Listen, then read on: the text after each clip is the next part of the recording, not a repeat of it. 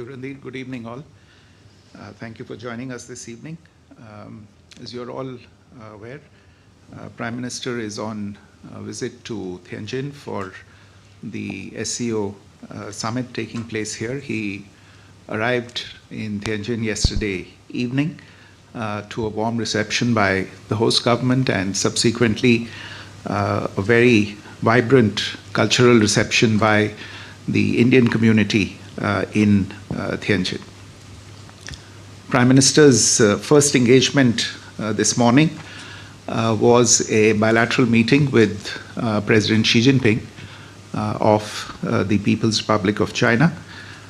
We've released a statement on that meeting. You would be aware of the details. Let me just fill you in on a couple of aspects of the meeting.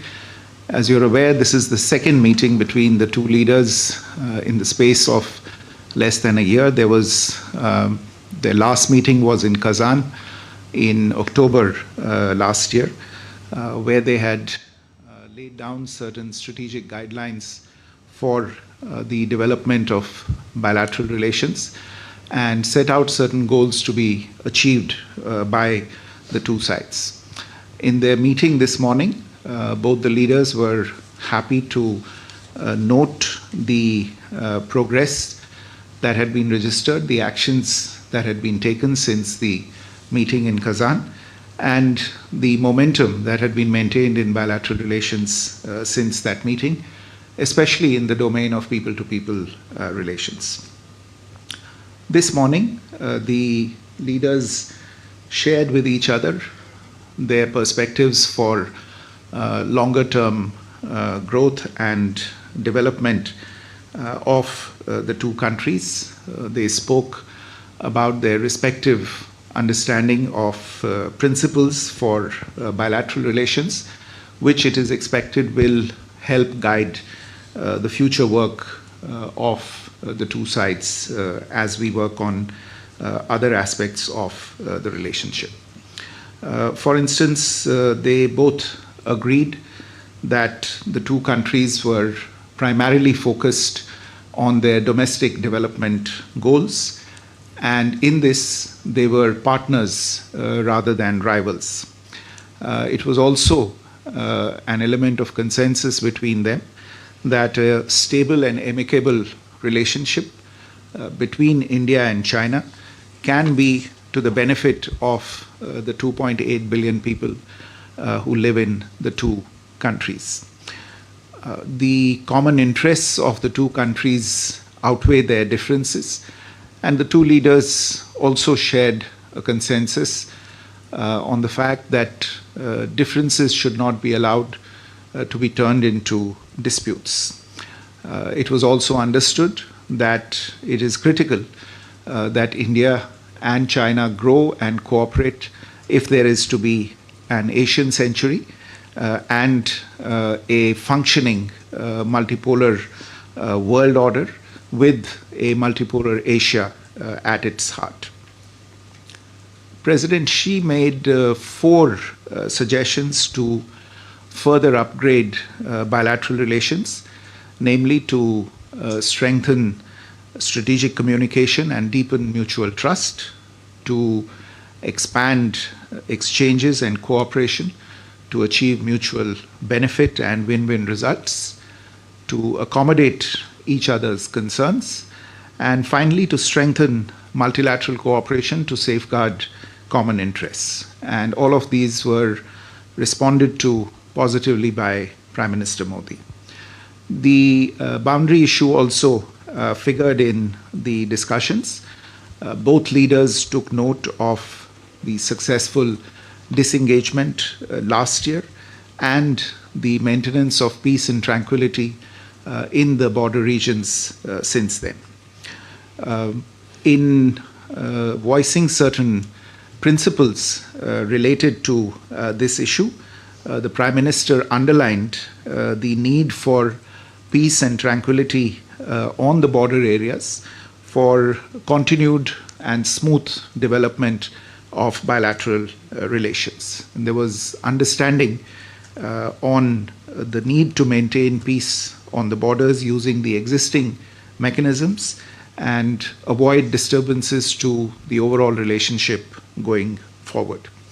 At this point, I want to highlight or draw your attention to the outcomes of the 24th round of talks between the special representatives of India and China on the boundary question, which was held in New Delhi less than 2 weeks ago.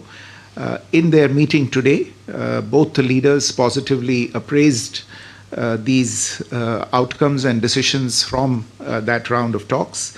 They encouraged the efforts of the SRs and agreed to accelerate the implementation of the outcomes and the understandings that had been reached between the SRs.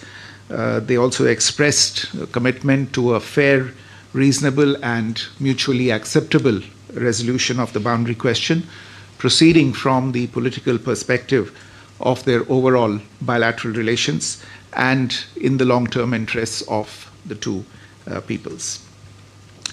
Amongst other issues, the two leaders also exchanged views on ways to increase and balance bilateral trade, strengthen people-to-people ties, cooperate on trans-border rivers, and jointly fight terrorism.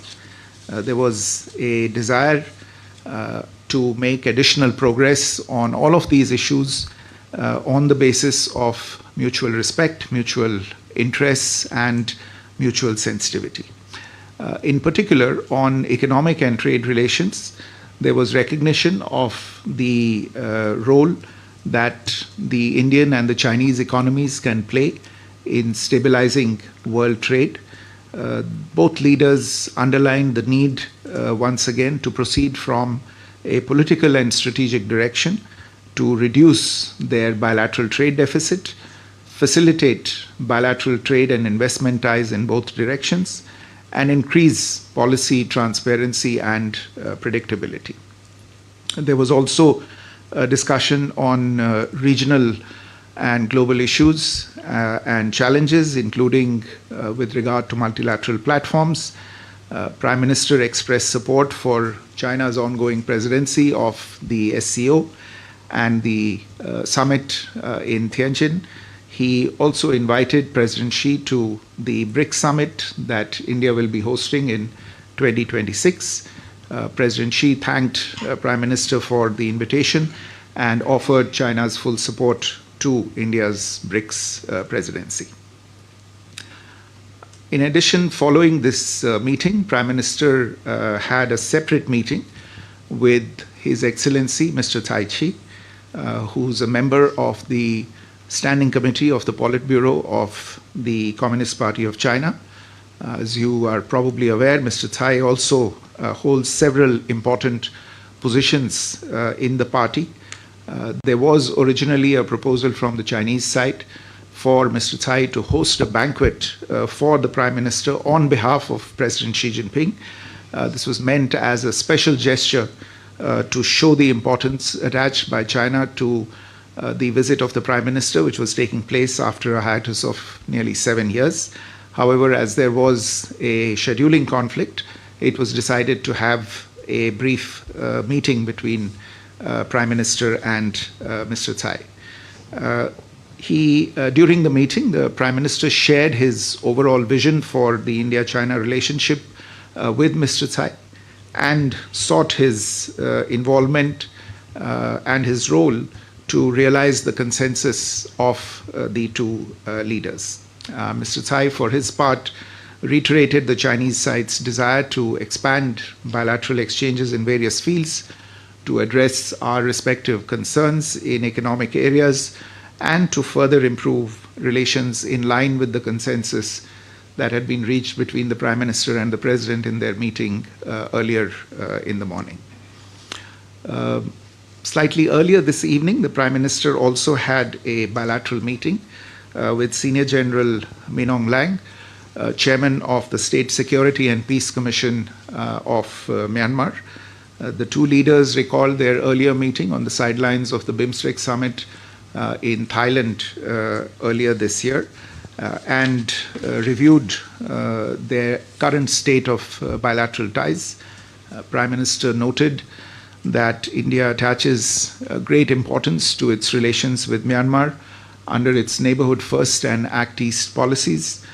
He underlined the importance of the development partnership between the two countries and sought Senior General Min Aung Hlaing's support for the ongoing connectivity projects between India and Myanmar. There was also a discussion on the security and border issues. Prime Minister welcomed the announcement of elections in Myanmar and stated that dialogue was the only way forward to foster peace and stability in Myanmar.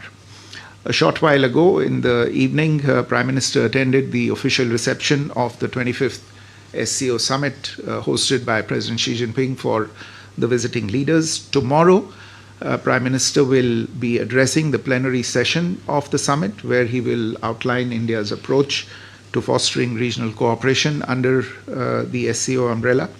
After this engagement, he is scheduled to have a bilateral meeting with President Vladimir Putin of Russia, following which he will depart for India.